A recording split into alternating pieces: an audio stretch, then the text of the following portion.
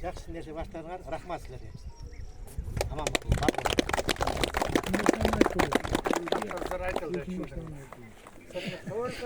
Рахмат айтыш керек, тазым өшірек сілерде балдарға, сілерде.